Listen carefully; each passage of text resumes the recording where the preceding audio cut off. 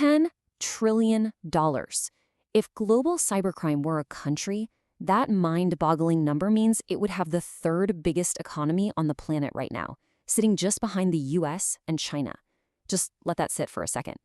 We are dealing with a problem of massive, truly unprecedented scale. But here's the thing that's fundamentally changed recently. It's not just the monetary size of the problem, it's the terrifying speed of it. In recent records, the absolute fastest time it took an attacker to break in and start moving laterally through a network was just 27 seconds. I mean, think about how long it takes you to just notice a new text message on your phone, let alone stop an active, highly sophisticated intrusion. That speed is exactly why the analysts who can catch these threats fast are some of the most highly valued professionals in the world today. So welcome to The Explainer. I am super thrilled to have you here. Today, our goal is to bridge a very specific gap. We're going to connect the lightning-fast, highly complex modern threats that academic researchers are analyzing right now directly to how you can start a practical, in-demand cybersecurity career. We are moving from the macro right down to the micro, and honestly, it's going to be fascinating. Here is our roadmap for today's Explainer. We're covering 1. The 27-second cyber threat. 2. Hacking human security behavior. 3. Digital twins and cyber ranges. 4. The SOC analyst roadmap. 5. Mastering TryHackMe Level 1. And finally, 6. Getting hired as an analyst. Let's jump right in. Section 1. The 27-second cyber threat. Outpiecing the modern attacker. The simple truth here. You absolutely cannot fight a modern adversary with a boring static PowerPoint presentation. And this brilliantly illustrates the current proficiency gaps across the industry.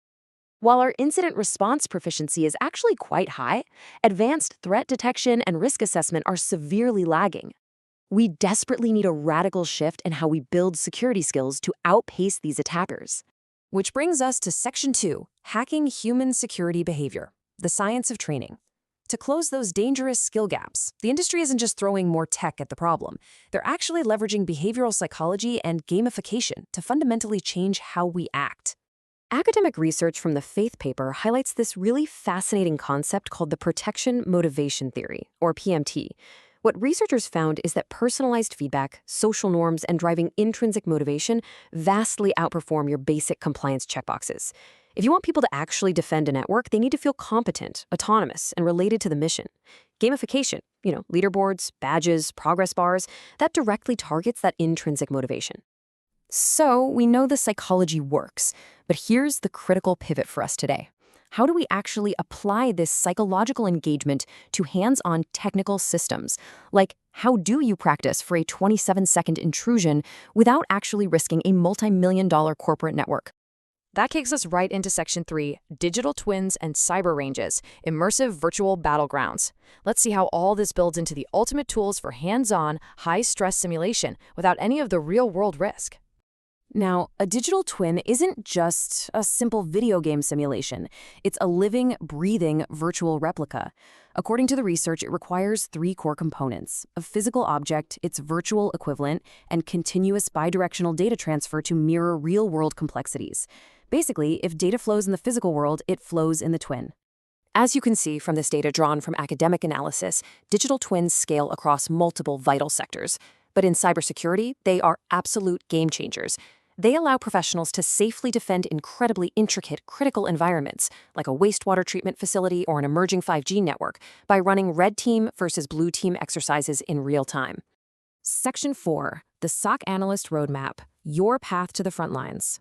What's really interesting here is how we zoom in from that macro industry level directly to you, the individual learner aiming to become a frontline defender. Okay, before we go any further, let's establish a quick baseline. What is a SOC? It stands for Security Operations Center. A SOC analyst is the person watching the network 24/7. Your whole job is to catch that 27-second intrusion before it becomes tomorrow's headline. And no, it's not the movie version where you type furiously for 90 seconds and save the world all by yourself. It's a structured, deeply methodological discipline. We also need to contrast the roles inside that center. Tier 1, that's your entry point. This involves triaging alerts, checking activity logs, and writing up what you found.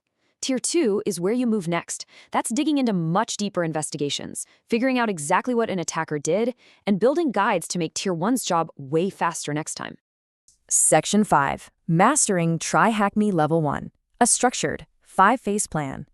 The crucial point here is, how do you actually gain these practical Tier 1 skills from scratch? Well, this roadmap turns that gamified, hands-on methodology into a highly actionable career path.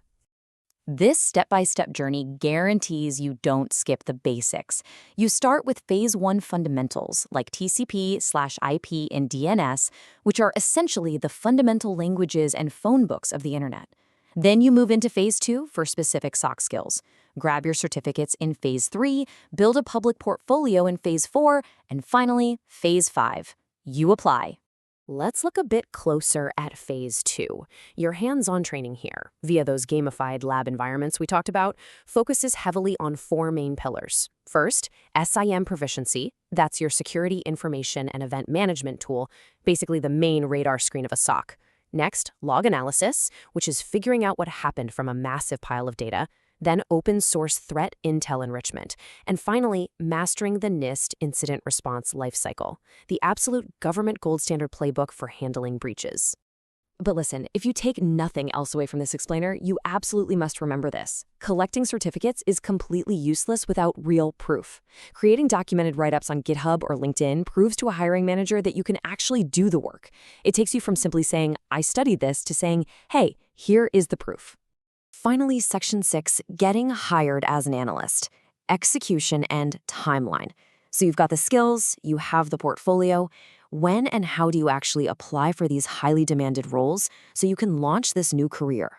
Well, timelines are going to vary depending on your starting points. If you're coming in with zero IT background, expect about 9 to 18 months. If you already have a help desk or sysadmin background, expect 6 to 12 months, simply because your previous experience really accelerates Phase 1. But remember this, absolutely nobody is gatekeeping this from you. You just need the map and the follow-through. And when you start looking at job postings, keep this breakdown in mind. A job posting is just a wish list, guys. It is not an eligibility test. If you can genuinely check off 70% of the requirements, you must apply anyway. An interview will honestly teach you more in 30 minutes than another entire month of solo studying. I want to leave you with this final, vital thought. Stop standing in your own way. Waiting for a magical feeling of readiness is the single most expensive mistake you can make. And frankly, it's a feeling that will never arrive on its own. The threats out there are fast. The skill gap is very real. And the tools, they're right there waiting for you.